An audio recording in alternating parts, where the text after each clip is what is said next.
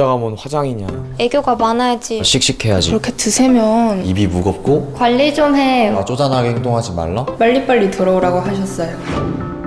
이런 말들 여러분도 어디선가 한 번쯤 들어본 적이 있나요?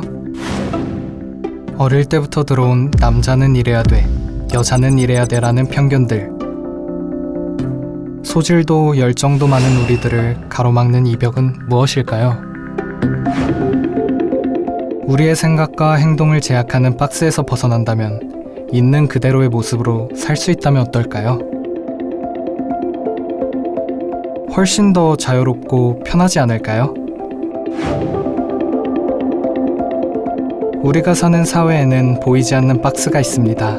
바로 여성성과 남성성이라는 박스인데요. 우리는 누구나 둘 중 한 박스에 들어가게 됩니다.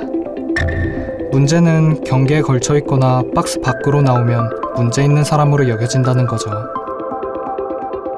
이 친구들의 이야기를 한번 들어볼까요?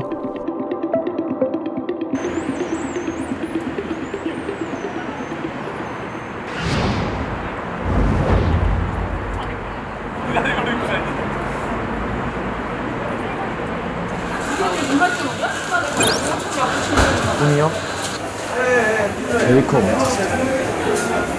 처음에는 여드름이 나니까 신경 쓰여서 화장에 관심을 갖게 됐는데 유튜브를 보면서 본격적으로 배워보니까 재밌더라고요. 제 꿈은 육상 선수가 되는 거예요. 좋아하는 건 달리기나 태권도처럼 활동적인 운동 되게 좋아해요. 가만히 앉아 있는 것보다는 땀 흘리면서 뛰는 게 더 좋잖아요. 주변에서요? 남자가 무슨 화장이냐? 특히 아버지가. 안 친한 친구들이 놀릴 때도 가끔 있어요. 여자가 조신해야지. 산만하니까 가만히 있어라.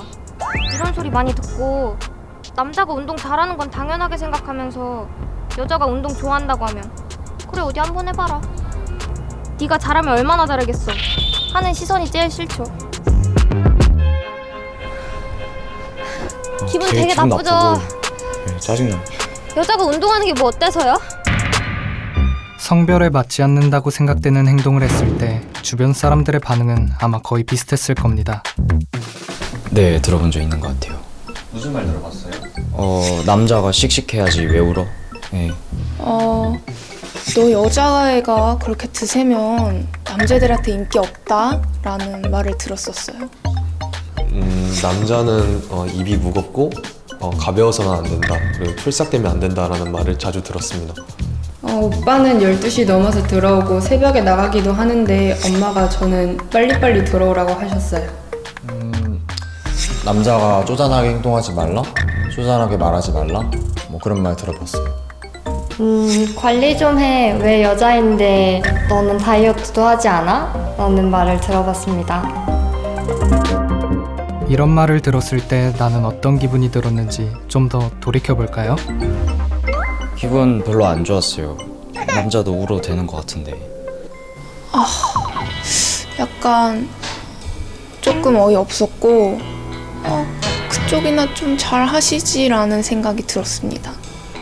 제가 솔직히 저는 그렇게 가볍고 무겁고 그 말은 잘 못하겠는데 이게 좀 말 많은 친구들 입장에서는 좀 기분이 안 좋을 수 있다고 생각했습니다. 좀 짜증나기도 하고 차별받아서 어이없기도 했어요. 뭔가 조금 강요하는 기분 들죠. 뚱뚱한 사람은 여자라고 취급을 해주지 않는구나 라고 생각해서 좀 많이 서운했던 것 같습니다. 저 같은 경우에는 좀 그런 말을 듣고 좀 마음의 병으로 와가지고 입원을 하는 동안에 15kg 정도를 좀 억지로 뺐던 것 같아요. 여자와 남자 정말 다를까요? 그리고 여자가 할 일과 남자가 해야 할 일이 따로 있을까요? 남자와 여자는 근본적으로 달라 그래서 다른 일을 하는 것에 더 어울리고 다른 일에 특성화되어 있어 라는 방식으로 차이를 만들어서 그 차이를 차별로 있는 것이 어떻게 보면 젠더의 핵심이라고 할 수 있을 텐데요. 나의 신체가 나의 특성을 결정한다. 몸이 바로 나다라고 하는 어떤 믿음이기도 한 거죠. 남성들은 밖에서 생산활동을 하고 판단을 내리고 정치적인 활동을 하면서 혹은 힘을 쓰는 일을 하는 것에 잘 맞춰져 있다라고 생각을 하고요. 여성들은 돌봄 노동이나 가사 노동 같은 재생산 노동을 잘 할 것이다 라고 이제 생각하는 것이 여성다움이라고 생각을 하는 거죠. 젠더는 남성과 여성의 사회적인 성, 우리말로 성 역할을 뜻합니다. 프랑스 작가인 시몬 드 보부아르는 1949년 출간된 제2의 성이라는 책에서 여성은 태어나는 것이 아니라 만들어진다라고 썼습니다. 당시 대부분의 사람들이 생물학적인 차이가 여성과 남성을 결정한다고 생각했는데요. 보부아르는 성 역할의 차이가 타고난 운명이 아니라 사회가 만든 것에 불과하다고 주장했죠. 여러분의 생각은 어떤가요? 여성과 남성은 타고나는 것일까요? 아니면 사회에서 만들어지는 것일까요? 한번 생각해 보세요. 핑크, 블루 어떤 성의 색깔이라고 생각하세요? 벌써 고정관념이 있잖아요.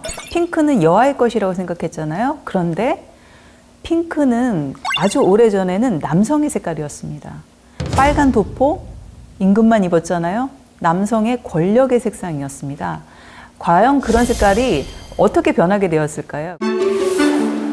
우리는 흔히 색에도 성별이 있는 것처럼 여성을 상징하는 색은 분홍, 남성을 상징하는 색은 파랑이라고 여기는데요. 재밌는 건 옛날에는 오히려 분홍색이 남자다움을 상징하는 색이었다고 합니다. 100년 전만 해도 색에 대한 해석이 지금과 달랐던 거죠. 붉은색 계열은 남자 혹은 왕족을 상징한다고 여겼고, 파란색은 성스러운 색으로 귀족 여성의 드레스로 많이 쓰였다고 해요.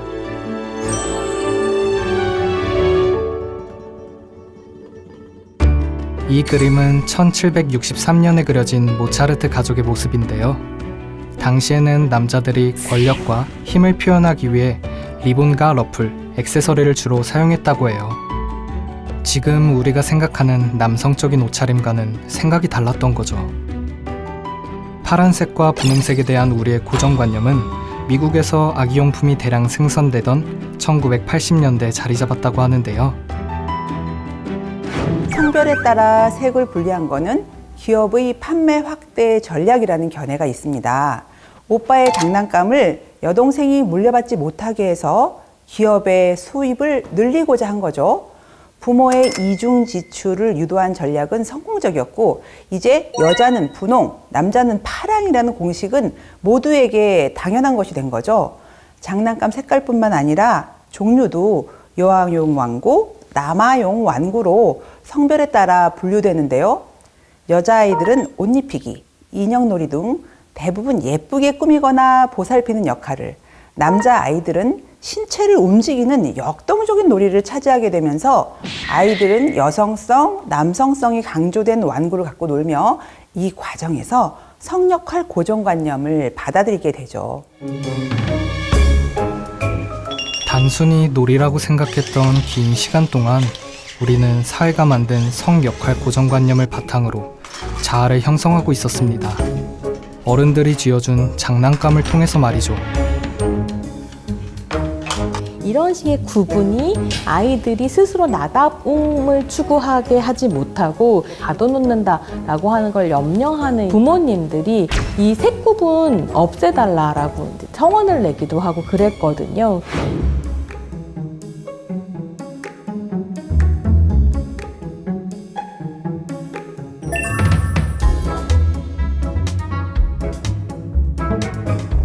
최근에는 성별 구분을 없앤 다양한 장난감들이 나오고 있는데요. 아이들이 성별에 얽매이지 않고 자유로운 선택을 할 수 있도록 돕기 위해서예요. 이처럼 우리가 생각하는 여자다움, 남자다움이 본질적인 것, 타고난 것이 아니라면 우리가 불편함을 느낄 때 얼마든지 바꿀 수 있다는 뜻 아닐까요?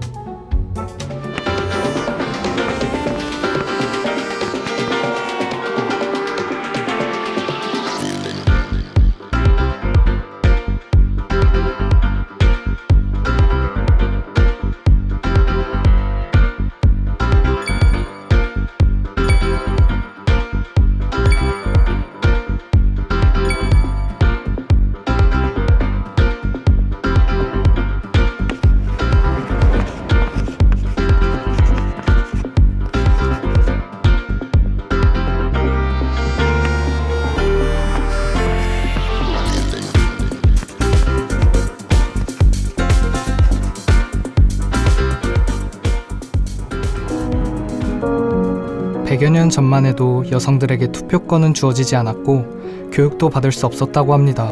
수많은 여성과 남성이 편견의 벽을 깨고 도전해온 결과 그동안 금기시돼왔던 많은 편견들이 사라져왔습니다.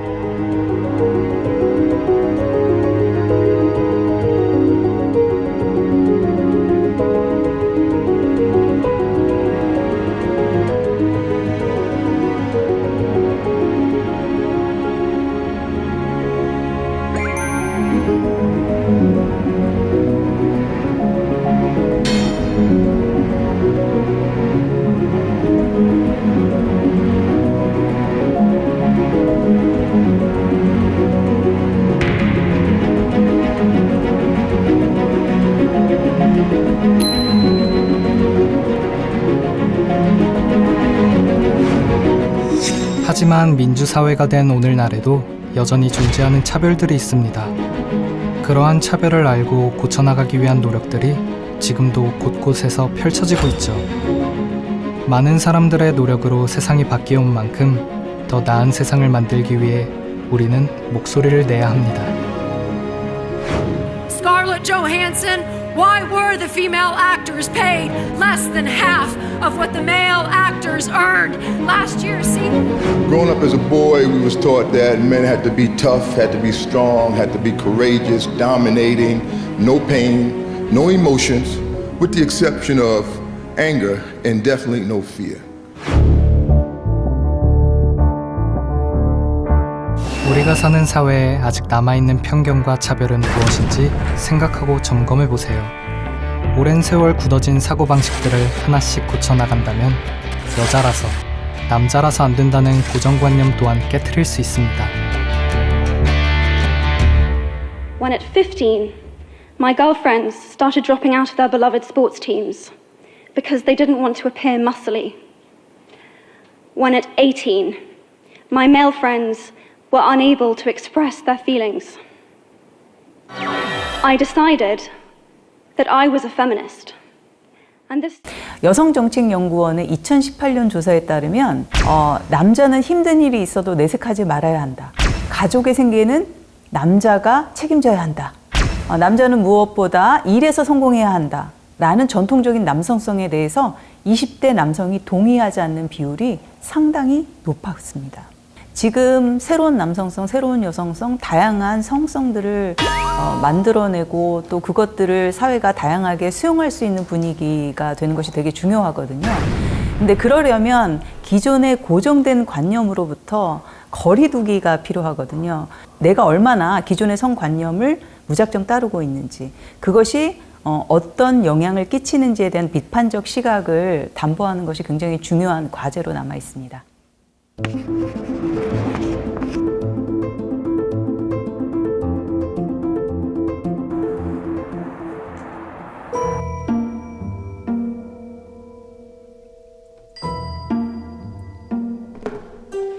또 졌네요.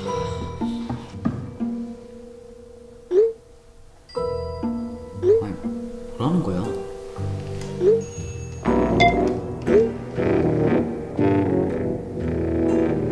야, 됐어. 그만해. 먼저 시비 걸잖아. 평소 우리가 아무렇지 않게 쓰는 말과 행동에도 성차별적인 인식이 들어있는데요. 대표적인 예가 일상 속의 공기처럼 떠돌고 있는 혐오 표현입니다. 인종이나 국적에 따른 혐오 표현들, 소수자에 대한 혐오 표현들 종종 하는 경우들이 있고요. 성별이나 연령에 따른 혐오 표현들도 일상적으로 많이 접할 수 있는 경우가 많고요. 그런 부분에서 걱정이 좀 있습니다. 한 조사에서 혐오 표현을 경험한 청소년은 10명 중 7명으로 나타났습니다. 특히 많은 청소년들이 SNS나 커뮤니티, 유튜브, 게임 같은 온라인에서 혐오 표현을 경험했다고 답했죠. 또한 절반 이상이 학교에서 친구로부터 혐오 표현을 접했다고 말했습니다. 혐오 표현을 사용한 적 있는 청소년은 4명 중 1명 정도로 나타났는데요. 이때 절반 이상이 재미나 농담으로, 남들도 사용하니까라는 이유로 혐오 표현을 사용했다고 해요. 학생들은 단지 친구, 아는 누나, 형들이 쓰니까 라는 이유로 자신도 모르게 성혐오 표현을 그냥 쓰고 있는 거죠. 청소년이 향유하는 문화 콘텐츠에도 이런 혐오와 차별이 심심치 않게 발견되는데요. 웹툰, 유튜브, SNS, 각종 예능 프로그램과 광고 등 대중매체 안에 혐오와 차별 현상들이 많습니다. 이런 가운데 아이들은 또 다른 사람의 인정을 받고 싶어하는 인정 욕구가 있어서 이런 행동에 동참하게 되는 거죠. 그 결과 존중이 무엇인지, 침해가 무엇인지 구분하지도 못하고 결국 차별, 폭력, 심하게는 범죄의 원인이 될 수도 있는 겁니다. 실제로 청소년들 대다수가 혐오 표현이 범죄로 이어질 수 있으며 혐오 표현으로 인해 사회 갈등과 차별이 심화될 것을 걱정했습니다. 혐오 표현, 단순히 기분 나쁜 말, 듣기 싫은 말에서 끝나는 문제가 아닙니다.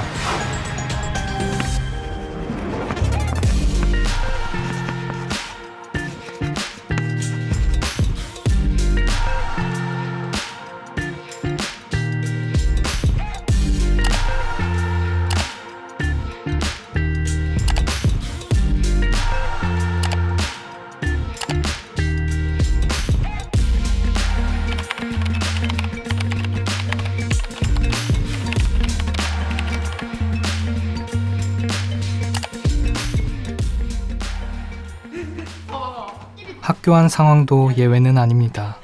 이 작은 교실에서 누군가를 비하하고 모욕하는 말과 행동이 교실의 질서로 자리 잡기도 하니까요.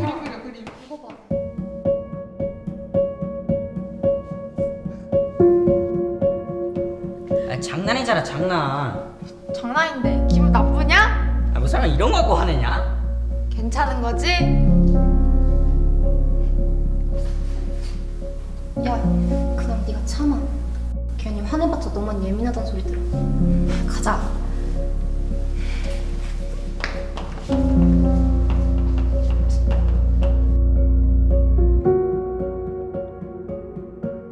학교 안에서 농담과 재미의 형태로 사소하게 오가는 말에 담긴 혐오와 차별. 장난이잖아, 장난. 장난인데 기분 나쁘냐? 뭐 사람 이런 거 갖고 화내냐? 정말 이대로 괜찮은 걸까요?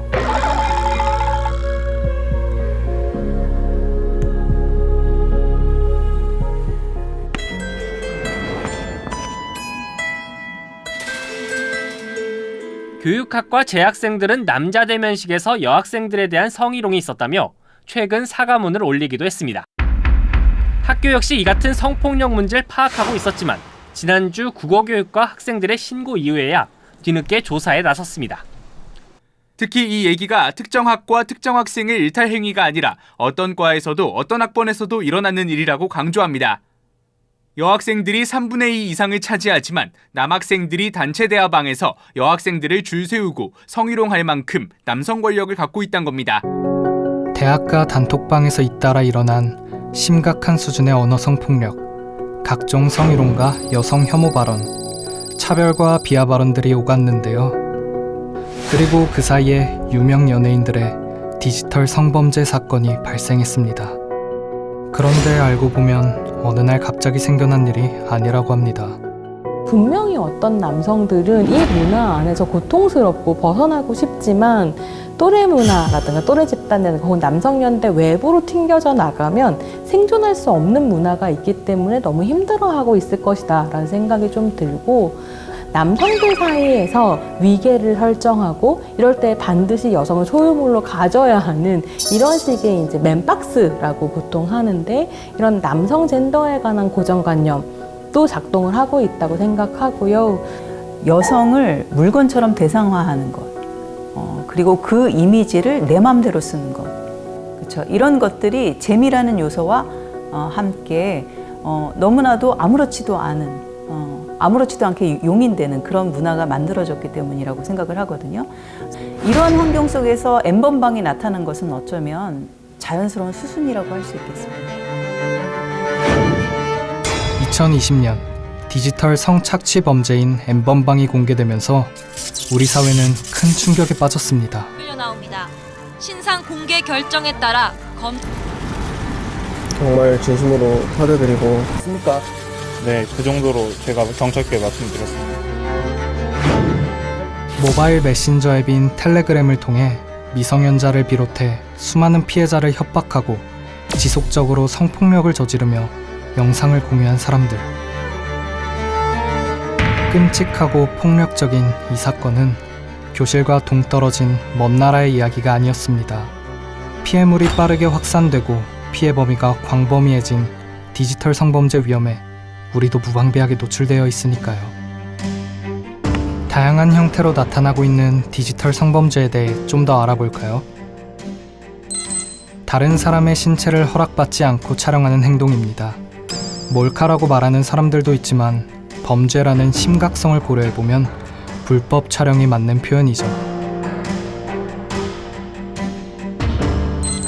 직접 만들거나 다른 사람에게 받은 불법 촬영물을 퍼뜨리는 것은 엄연한 범죄입니다. 불법 촬영 내용을 유포하겠다고 협박하는 것 역시 누군가에게 위해를 가하는 범죄겠죠. 상대방의 동의 없이 성적인 욕망이나 수치심을 유발하는 사진, 음성을 편집하거나 합성하는 행동입니다. 최근 이러한 범죄가 늘어나면서 합성물 제작에 대한 처벌 조항이 새로 만들어졌습니다.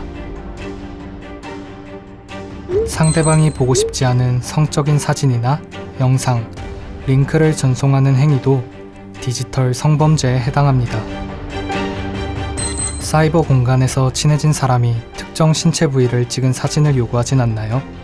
이러한 온라인 그루밍은 청소년들이 특히 조심해야 하는 디지털 성범죄 유형 중 하나입니다. 댓글이나 채팅에서 누군가를 모욕하기 위해 성적인 내용을 올리거나 전송하는 행위인데요. 특히 청소년 사이에서 온라인 언어 성폭력은 타인을 비방하는 목적으로 흔하게 일어난다고 합니다. 그렇다면 디지털 성범죄로 인한 피해를 어떻게 예방하고 대처할 수 있을까요?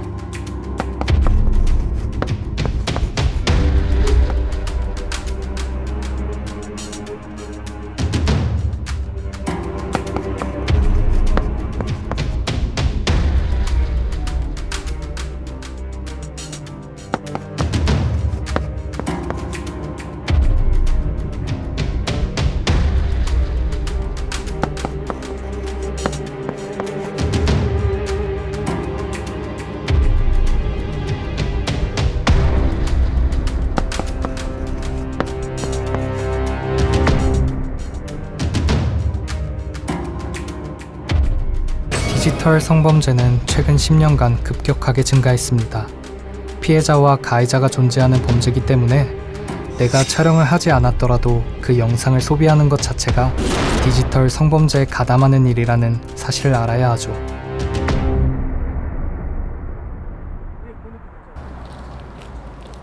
야, 너 시험 잘 봤어? 야, 나 한국사 빼고 다 망했어. 너는? 나도 완전 망했지. 야, 근데 지연이는 왜 요즘 연락이 안 되지? 넌 연락돼? 아니, 톡 보내도 답 없던데.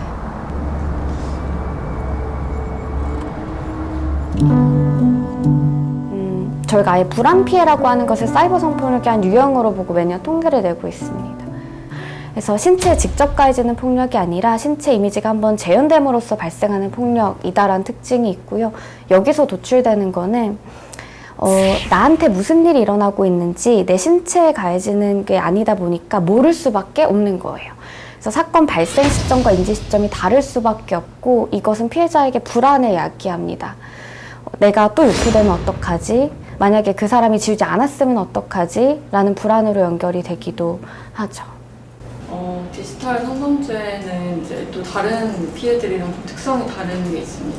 본인의 신상이 이제 온라인 공간에서 유포가 되거나 아니면은 그 피해가 일어난 이후에도 계속해서 피해가 다시 일어날 수 있다는 가능성이 있기 때문에 피해가 한순간으로 끝나는 게 아니라 계속 지속될 수 있다는 가능성이 되게 크다. 그래서 이런 부분까지 어쩌면 우리 사회가 함께 책임을 져야 하는 것 아닌가 이런 것들을 고민해 봤으면 합니다.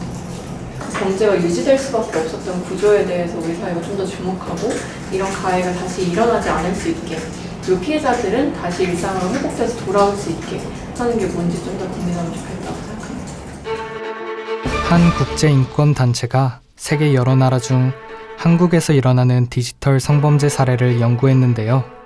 조사 과정에서 이들이 발견한 것은 IT 강국이라 일컬어지는 한국에서 그만큼 디지털 기술을 활용한 불법 촬영물 피해가 크다는 것. 또한 디지털 기술 발전 속도에 비해서 성평등 인식은 한참 뒤처져 있다는 내용이었습니다. 디지털 성범죄의 원인을 대한민국의 불평등한 성문화와 낮은 처벌 수위에서 찾은 거죠.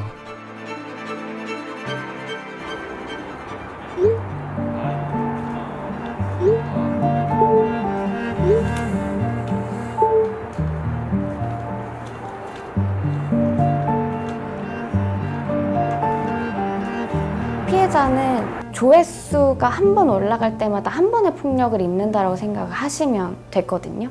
그래서 난 불법 촬영을 안 했으니까 내가 유포한 거 아니니까 괜찮겠지가 아니라 내가 이걸 보지 않고 또 주변에서 보는 친구들을 그거 범죄야, 그거 폭력이야 라고 말을 하는 것이 굉장히 중요하고 한 사람 한 사람의 인식이 바뀜으로써 세상이 변한다라는 걸 꼭 알아주셨으면 좋겠습니다.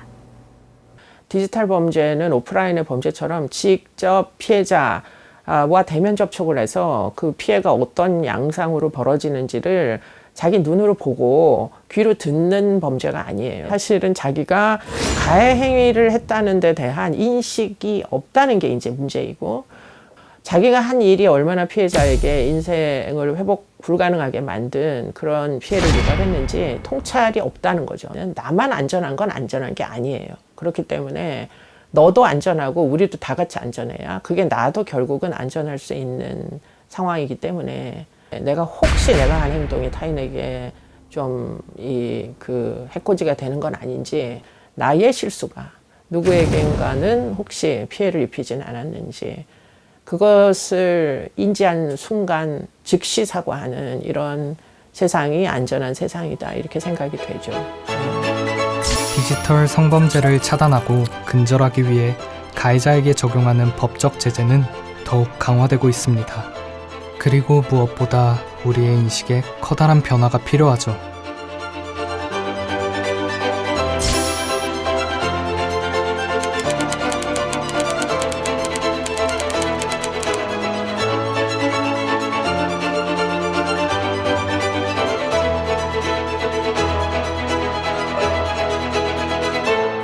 다시 한번 말씀드리지만 동의 없는 이미지 사용은 이미지 사용이 아니라 이미지 착취입니다. 그 비동의 촬영물을 유포하고 시청하고 하는 것이 어떤 사람에게 고통이 된다라는 감수성이 굉장히 저하가 된 상황에서 그것이 자신에게 재미로만 느껴질 경우 이 문화가 확산될 수밖에 없게 되는 것이라고 생각합니다.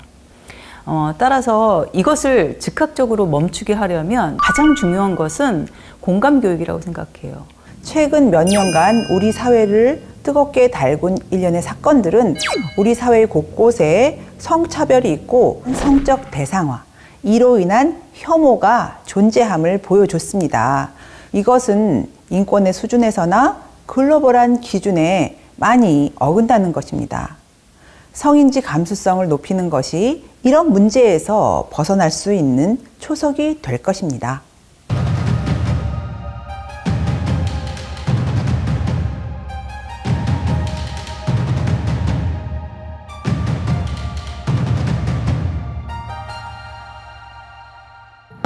여러분은 성인지 감수성이라는 말을 들어본 적 있나요?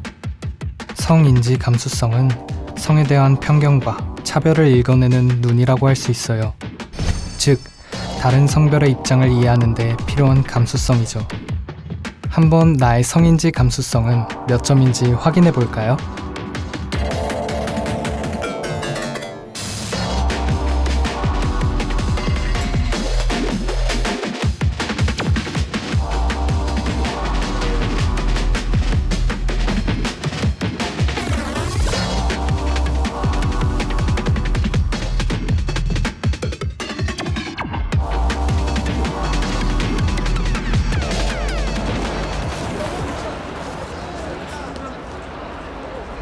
성인지 감수성을 이해하기란 쉽지 않은 일입니다.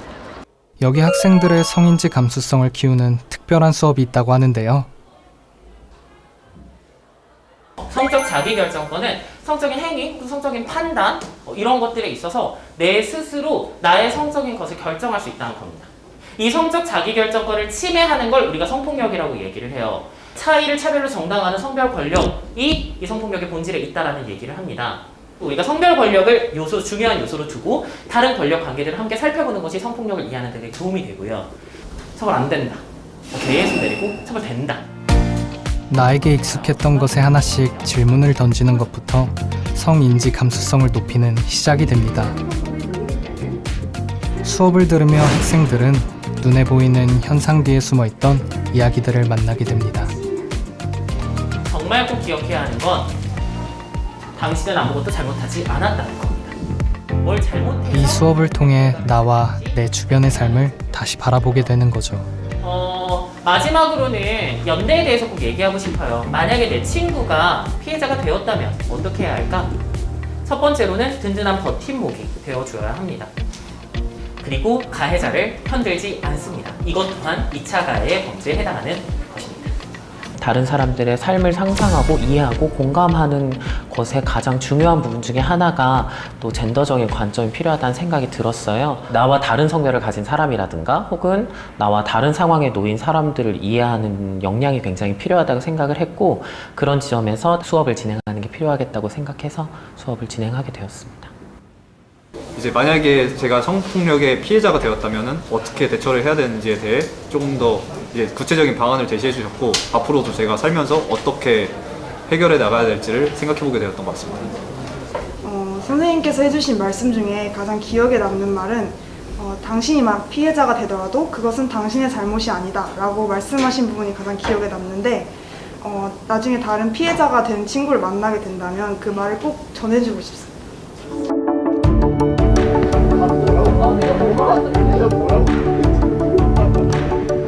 성인지 감수성이 높은 학교를 학생들이 스스로 만들어가는 현장. 어떤 모습일지 함께 확인해 볼까요? 기다리고 기다리던 점심시간. 그런데 식당 한쪽에서 선거를 하고 있네요. 어떤 선거를 하는 중일까요?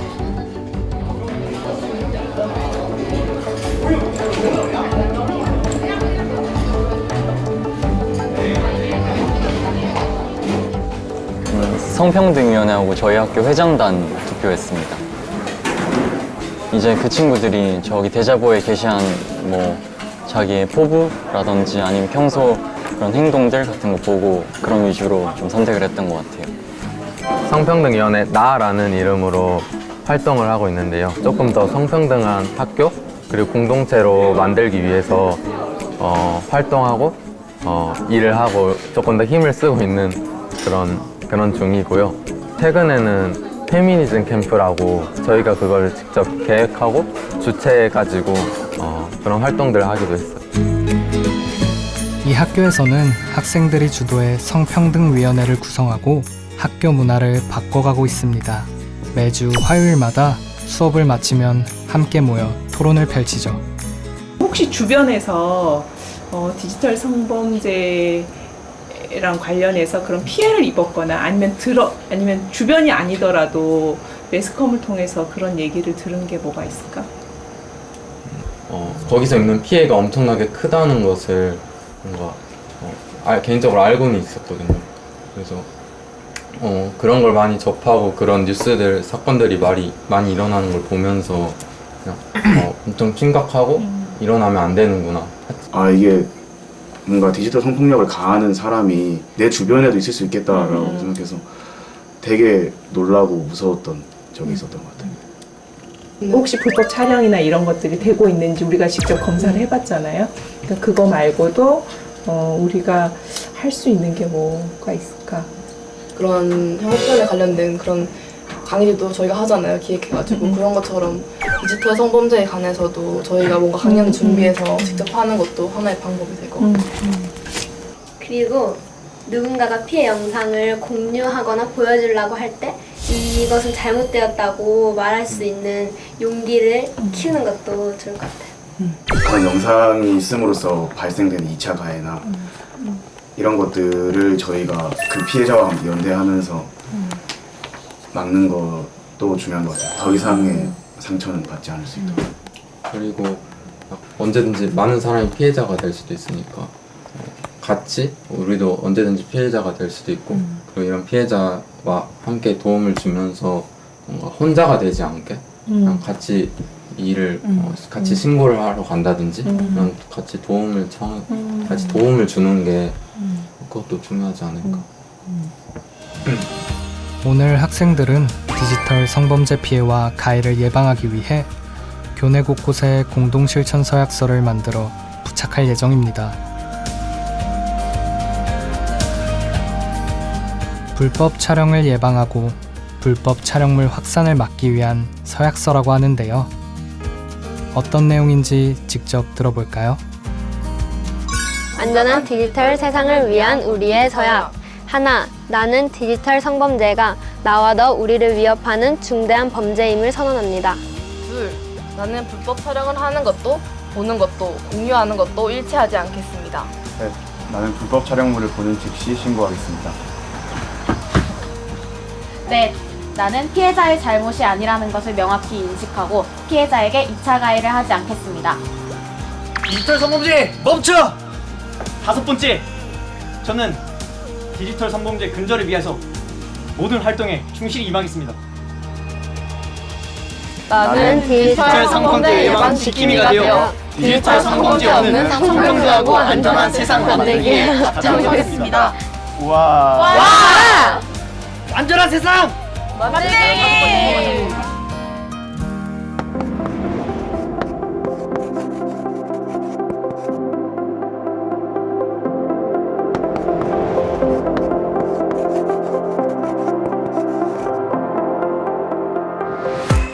광범위하게 퍼지는 디지털 성범죄를 예방하기 위해서 학교 현장에서의 교육도 중요하죠.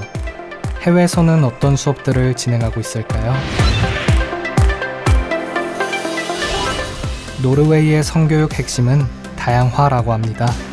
교육 과정에서 다양한 성 역할을 소개하고 학생들이 스스로 진로를 선택할 수 있도록 돕고 있죠.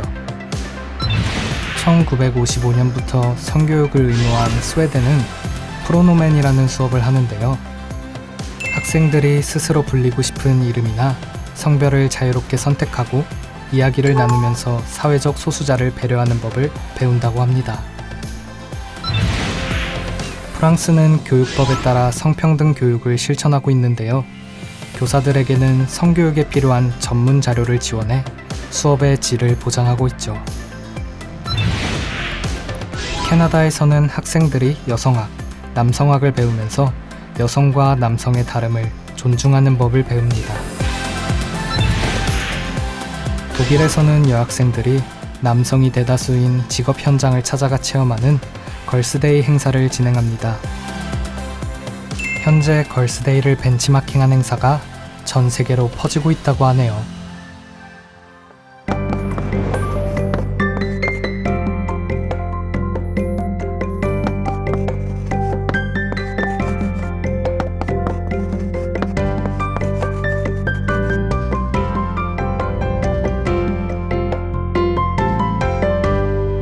좀 더 행복한 세상, 나은 세상을 만드는 일은 당연하게 여겼던 세상에 금을 내는 것에서부터 출발합니다. 평소 눈치가 보이거나 관심은 있었지만 나서지 못했던 이야기들을 나누기 위해 같은 고민을 가진 친구들이 한자리에 모였습니다. 학교에서 친구들이랑 이 영상을 봤었는데 다들 되게 재밌어하고 공감도 많이 된다고 그러더라고요. Oh my god, Amber, wear your chest. Huh. Good question. I think I should start looking for that. I think I've been like putting that off for too long. So yeah, let's go then. 너 여자 아니냐 남자 아니냐 이런 말 되게 많이 들었다고 알고 있어요. 그래서 그런 사람들의 그런 말들을 좀 비꼬는 영상이 아닌가 그런 생각이 들었어요. How is this young man in a girl group? Okay, so what you do is number one, you have to cut your hair so that it covers half of your face, okay? Number two, you have to buy all your members food because everybody knows the way to a girl's heart is her stomach. And then number three, you have to...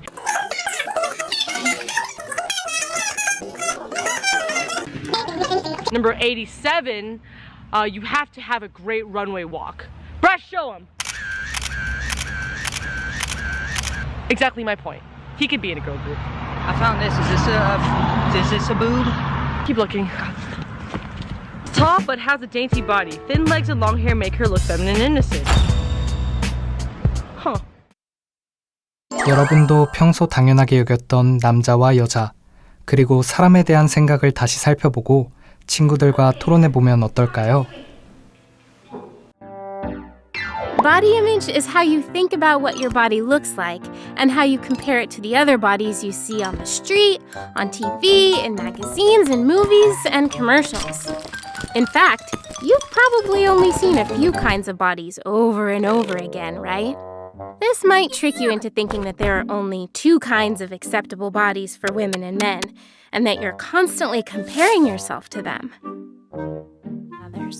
Sometimes this may lead to bad feelings about ourselves and start damaging our self-esteem.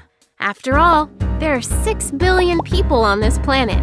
It's mathematically impossible for all of us to look a specific way. Variety is the spice of life. Our bodies are amazing and can do incredible things. We can perform feats of strength, create a little human in our body. We can move to music, create art, and do so much more. I know it's hard to shut all the negativity out.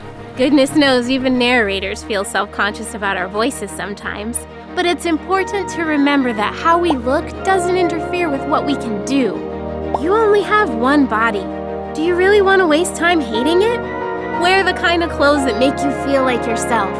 And most importantly, love yourself and your friends. Because on the inside, we're all just skeletons. 여러분들도 아마 살면서 이런 몸이 이상적인 몸이야, 이런 몸을 가져야 해, 이런 얼굴을 가져야 해, 이런 이야기들을 많이 접하고 거기에 영향을 많이 받았을 것 같아요. 영상 보면서 많은 생각이 들었을 것 같은데 보면서 어떤 생각 들었는지 한번 얘기해 볼까요? 결국 피부를 벗겨보면 다 비슷하게 생겼잖아요. 그런 것처럼 이제 어떻게 보이느냐가 그렇게 아주 중요한 것은 아니다. 그래서 자신감을 좀 더 갖고 살아가는 게 더 좋을 것 같다는 생각을 했어요. 저는 사회에서 말하는 여성성, 남성성 그런 젠더 이목구에서 벗어나서 조금 더 나답게 살아라는 메시지를 주는 영상인 것 같아서 되게 재미있게 봤습니다. 저도 기준을 제가 아닌 남보다 많이 맞춰 살았었는데 그러다 보니까 좀 눈치도 많이 보이고 힘든 것 같아서 근데 이 영상을 듣고 저도 좀 다시 기준을 남이 아닌 저한테 맞춰야 되겠다는 생각이 들었어요. 그래서 저도 약간 저기 나왔던 사람들처럼 약간 어느 정도 이상적인 그런 데서 좀 영향을 많이 미쳤었는데 이제 저기서 이렇게 좀 그렇게 이상적인 걸 따라가지 말고 자기 자신을 좀 아끼고 사랑하라는 말에 맞습니다. 네. 저는 영상을 보고 바디 이미지라는 틀에 바뀌는 것보다는 진짜 자기 자신을 사랑하는 게 가장 중요한 거죠. 그럼 이제 사파에 대해서 얘기를 좀 해볼까요? 사파를 봤을 때도 우리가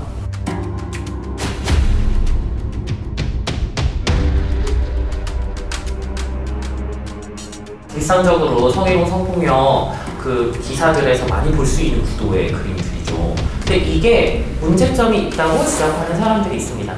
어떤 부분에서 문제가 있는지 한번 얘기해 볼 사람 있을까요? 좋아요. 얘기해 보세요. 저 여자분이 저렇게 노출이 심한 옷을 입을 수도 있고 안 입을 수도 있는데 꼭 저렇게 단정지어서 저 노출이 심한 옷을 그러면 좀 문제가 있다고 생각했어요. 저기 그림자 보면은 판단하기에는 좀 그럴 수도 있는데 제가 봤을 때는 일단 앉아서 방황을 당하는 거는 여성이고 좀 이렇게 하면서 위협을 주고 있는 상태는 남자라고 추정을 할 수 있게 저렇게 나타내는 것도 좀 문제가 있다고 생각합니다. 되게 피해자가 무기력하게 앉아있고 그리고 가해자의 그림자가 되게 위협적으로 나와 있는데 그것도 이제 범죄 측면에서 가해자가 이제 범행을 저지르면 피해자는 무력하게 당하기만 해야 된다. 약간 이런 좀 범죄를 좀 더 악화시킬 수 있을 것 같아요. 네, 피해자에 대해서 우리가 가지는 어떤 고정관념들이 여기에 드러나기도 해요. 피해자는 무기력할 것이다. 되게 피해를 당한 이후에는 아무것도 못하고 우울해할 것이다. 대응하지 못할 것이다. 삶을 제대로 영위하지 못할 것이다. 이런 생각들을 하게 되면서 우리가 그것을 뭐라고 부르냐면 피해자다움이라고 얘기를 해요. 피해자가 피해자답기를 기대하는 바가 있는 거죠. 그것 또한 고정관념이죠. 피해자가 만약에 자신의 피해 사실을 당당하게 내세우고 내가 이런 피해를 당했고 가해자의 처벌을 원한다 라고 정정당당하게 얘기하고 목소리를 크게 내면 사람들이 피해자답지 않은데? 좀 무기력하거나 우울해 보여야 될 것 같은데 저 사람 너무 당당한데?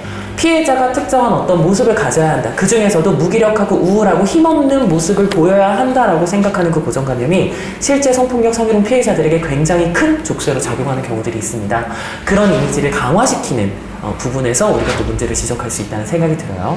그러면 우리가 이제부터 2명씩 짝을 지어서 어떻게 제목을 바꾸면 좋을지, 어떻게 사파를 바꾸면 좋을지 한번 논의해보고 그림으로 간단히 한번 그려보겠어요. 글씨도 써보시고요. 자, 그럼 지금부터 준비 시작! 서로의 생각을 이야기하면서 이전에는 보이지 않던 편견과 차별들을 발견하게 되는데요.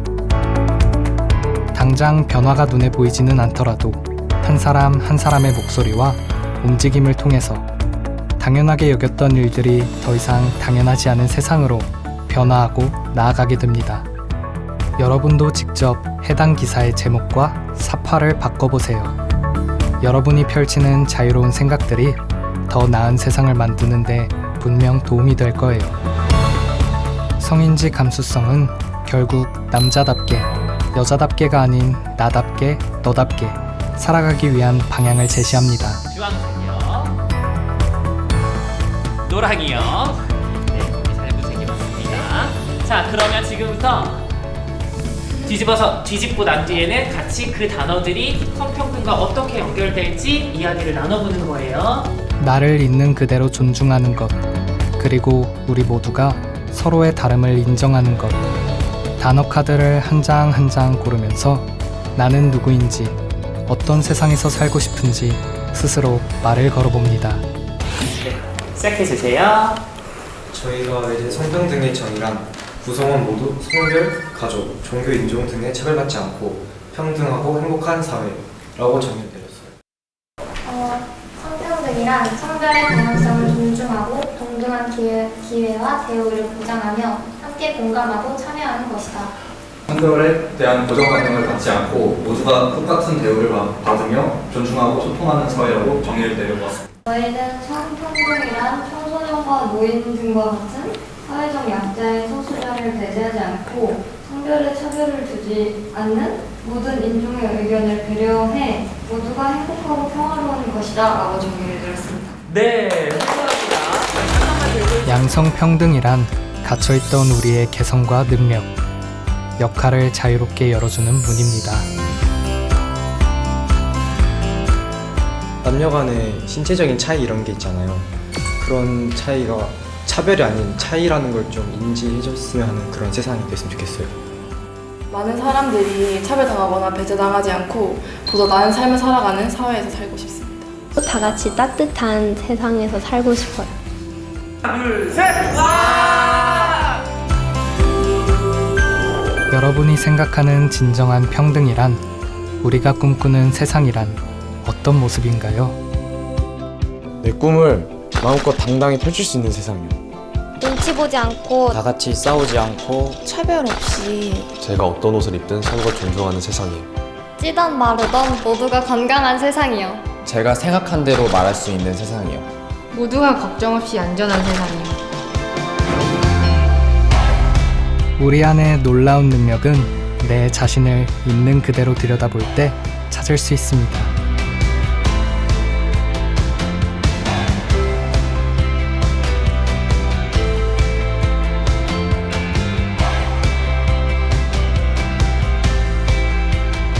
이제 박스에서 벗어나 다 같이 평등한 세상, 편견과 차별이 없는 세상으로 힘차게 발을 내딛어 볼까요?